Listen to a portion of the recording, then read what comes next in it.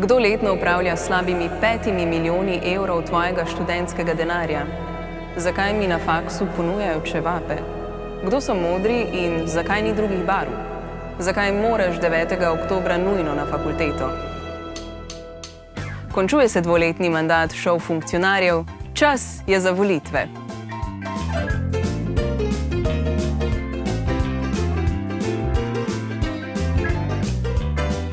Študentska organizacija Univerze v Ljubljani, v nadaljevanju ŠOV, je največja organizacija znotraj Študentske organizacije Slovenije.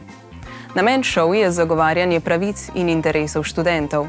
Njen član pa samodejno postane vsak študent članic Univerze v Ljubljani in drugih zavodov, ki spadajo pod ŠOV. Proračun ŠOV skoraj v celoti polnijo študenti s svojim delom. V letu 2024 je študentska organizacija tako razpolagala s slabimi 5 milijoni evrov. 9. oktobra bodo potekale volitve v študentski zbor ŠOV in v študentske organizacije znotraj posameznih fakultet oziroma ŠOVZ-je. Fakultete in akademije članice ŠOV so razdeljene v večje in manjše volilne enote. Na večjih volilnih enotah se voli 2 predstavnika v študentski zbor, na manjših pa enega. Število vpisanih na volilni enoti vpliva tudi na število predstavnikov v ŠOVZ-jih. Študentske organizacije visokošolskih zavodov so samoupravne skupnosti študentk in študentov na posamičnih fakultetah. Če si predstavljamo, da je ŠOV država v malem, kjer študentski zbor deluje kot parlament, potem ŠOVZ-ji predstavljajo občine. Organizirajo in izvajajo programe interesnih dejavnosti študentov, pokrivajo različna področja od kulture in športa do obštudijskega izobraževanja in mednarodnega sodelovanja. Študentski zbor je najvišji organ in najvišje predstavniško telo študentov ŠOV v Ljubljani. Sestavlja ga 42 poslancev, ki so izvoljeni za dobo 2 let. Na svojih sejah študentski zbor obravnava delo predsedstva in ostalih organov ŠOV ter sprejema akte organizacije. Imenuje in razrešuje člane različnih organov, na primer predsednika in na predlog predsedstva direktorja ŠOV. Skupaj s predsednikom in direktorjem odloča tudi o tem, kako se bo na začetku omenjenih 5 milijonov evrov študentskega denarja razdelilo med interesne dejavnosti, študentske organizacije fakultet, študentske organe in skupne službe, pod kar na primer spadajo plače zaposlenih na ŠOV. Predstavniki v študentskem zboru se lahko povezujejo v poslanske klube. Poslanski klub združuje najmanj 5 poslancev. Poslanski klub lahko prek svojega predstavnika sodeluje v okviru kolegija predsednika študentskega zbora. Lahko predlaga kandidate za člane organov ŠOV in delovnih teles študentskega zbora. Upravičen pa je tudi do financiranja svojega delovanja. Poznamo 3 večje poslanske klube. Prvi so povezani, drugi modri, z uradnim imenom Modro za študente.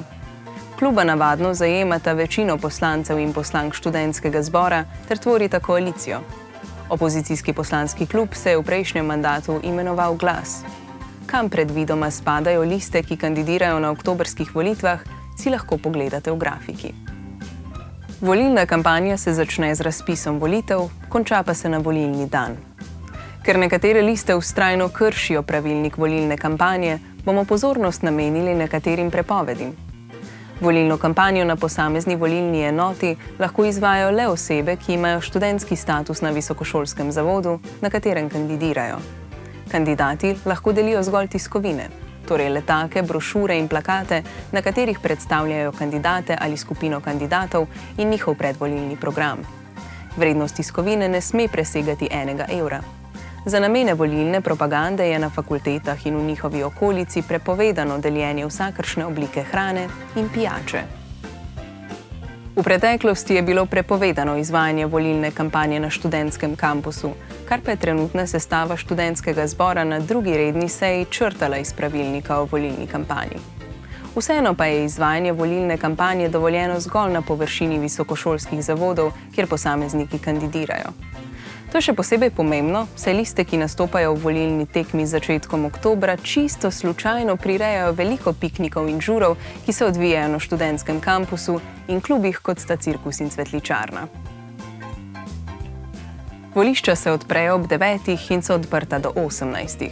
Volite lahko le na visokošolskem oziroma višješolskem zavodu, ki ga obiskujete in kjer imate status študentke ali študenta. Volišča so postavljena na matični stavbi visokošolskega zavoda, v primeru manjše volilne enote pa študentke in študentje glasujejo tudi na študentskem kampusu. Ob prihodu na volišče mora volilni odbor preveriti vašo istovetnost in vas poiskati v volilnem imeniku. S seboj morate zato imeti študentsko izkaznico ali osebni dokument in potrdilo o vpisu. Volilni odbor vam naposled da glasovnico, na kateri obkrožite izbranega kandidata ali listo. Glasovnico nato oddate v volilno škatlo.